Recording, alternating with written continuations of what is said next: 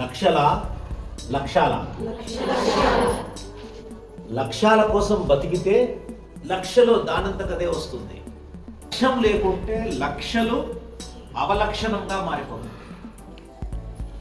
Money is never the criteria for Abhaya foundation.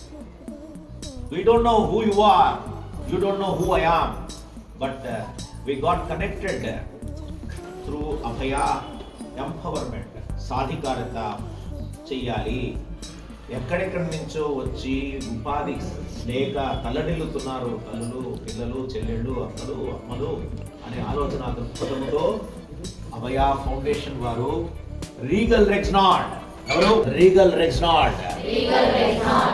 వారి యొక్క ఆర్థిక వనరులు ప్రతిదానికి వాళ్ళు లక్షల రూపాయలు ఇస్తున్నారు. We get their money for your benefit, for your sake.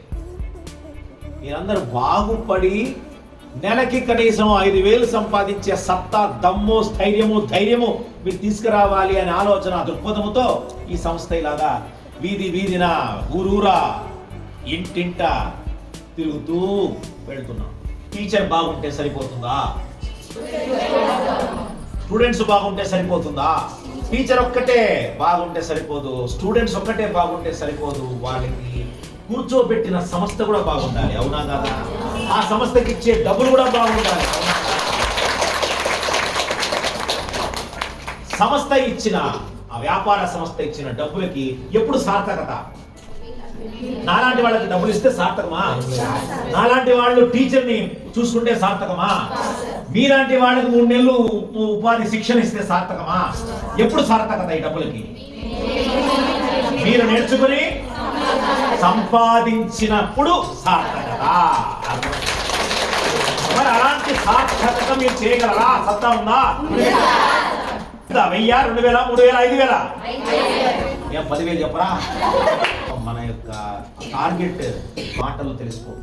3 నెలలు చెప్పగలిగింది చెప్పాము, కానీ నేర్చుకోవడానికి అంతుందా? అంతం లేదు. ఇది ఆరంభం.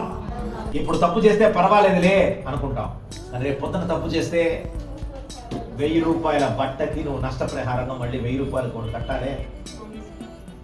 ఇట్లా నెలకి ఒక్కటి తప్పు చేస్తే 1000 రూపాయలు పోతే మీరు సంపాదించినట్ట, మీ ఇంటి ఆయన దోచిపెట్టినట్ట. ఆలోచించండి. అందరూ చూశాను, అంత ఓకే, ఒక ఫస్ట్ క్లాస్లో పాస్ అయ్యారు అనుకుంటున్నాను.